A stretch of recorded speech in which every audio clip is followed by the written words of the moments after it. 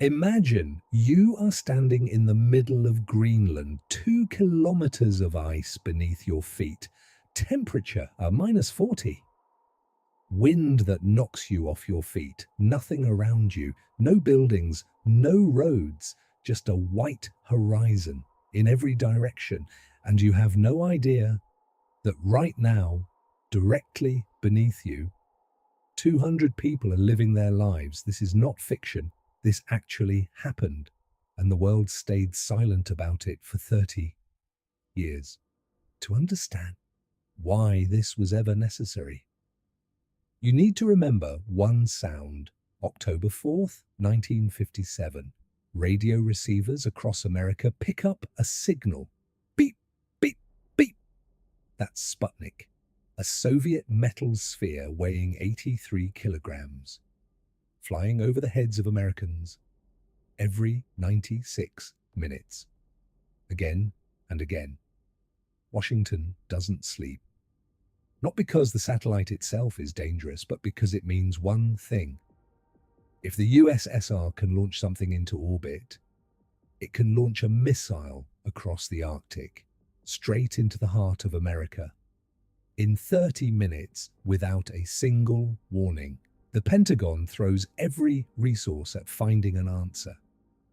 But no answer comes. American missiles are large. They're visible in satellite imagery. In the event of a first Soviet strike, they would be destroyed before they ever left the ground. And then someone asks a simple question. What if the missiles couldn't be seen at all? What if you hid them somewhere, where no satellite is watching, where no bomb can reach, under the ice? That is how an idea is born, one that was meant to shift the balance of the Cold War. They would call it Project Iceworm. 600 nuclear missiles beneath the Greenland ice sheet, within striking distance of Moscow, and no Soviet intelligence officer would ever find them. But first, they needed to prove that you could actually build something under the ice, that people could live there, that the structures would hold. So they invented a cover story, Camp Century, officially a scientific research station studying Arctic conditions, as if soldiers had suddenly developed a passion for Arctic meteorology. Denmark, which controls Greenland, gave its approval, but Denmark didn't know the most important part. It approved a laboratory, not an underground nuclear arsenal. 1959, construction begins, and here the engineers meet the first reality of the Arctic.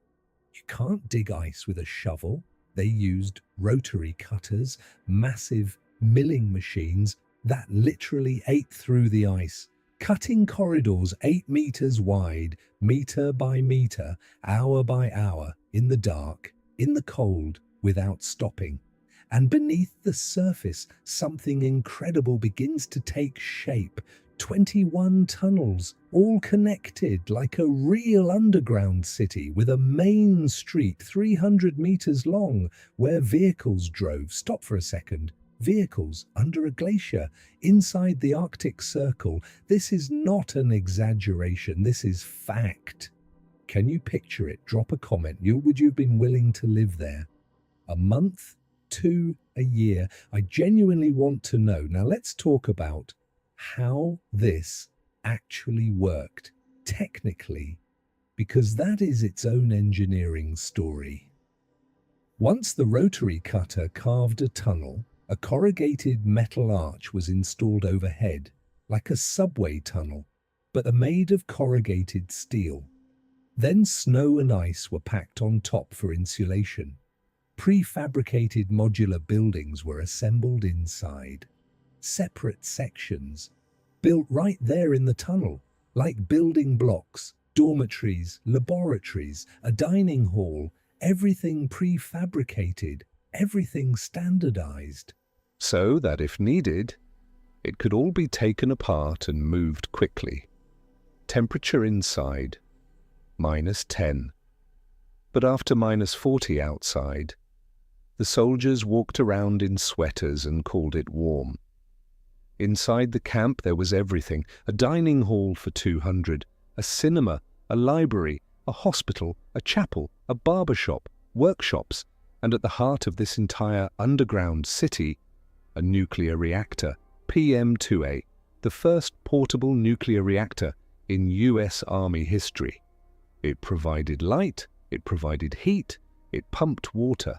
One reactor powering an entire underground city of 200 people. This was 1960. Humanity had not yet flown to space, and yet under the Greenland ice sheet, a nuclear reactor was already running. But while the soldiers adjusted to life underground, a separate operation was underway, classified, Project Iceworm, 600 Mark I Iceman missiles. Range 5,500 kilometers, from Greenland to Moscow, 4,200.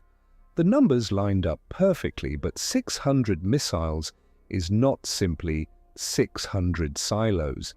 Each missile had to keep moving, traveling from tunnel to tunnel, so that even if the enemy discovered the system, they would never know exactly where the target was at any given moment. A weapon always in motion, a weapon that could not be destroyed in a first strike. That was the brilliance of the concept. The total planned length of the tunnel network, 4,000 kilometers. Take a moment with that number, 4,000 kilometers of tunnels beneath a glacier. More than the entire combined subway network of every city in Europe. Budget, billions. Timeline, 5 years. Classification, absolute. Most of the soldiers at the base didn't even know why they were really there, but nature never signed any agreement with the Pentagon. Ice moves. Everyone knew that, but nobody understood the scale of the problem. A glacier is not a rock. It's a slow river. It flows under its own weight, relentlessly, around the clock. And just 1 year after construction, the tunnels begin to deform, walls shift, beams bend, pipes rupture, engineers install new supports, but the ice doesn't care. It presses, always. Then another problem. The reactor melts the ice around it. A cavity forms, it expands, structures begin to sink, the sewage system fails, reports fly to the Pentagon, warnings, numbers, but the machine is already running, too expensive to stop. 1962, the Cuban Missile Crisis, 13 days on the edge of nuclear night. The generals look at Greenland, they think, if the missiles were already there, everything would look different. Pressure to accelerate the project grows.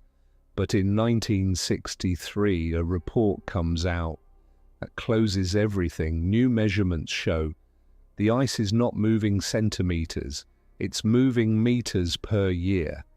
The tunnels would have been unusable 2 years after completion.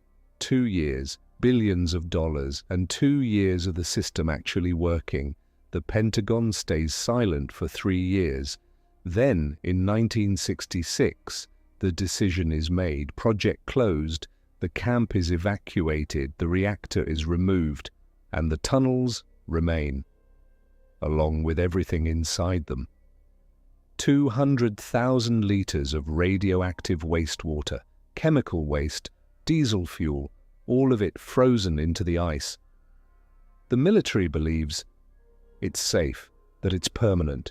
They were wrong, but the consequences in a moment.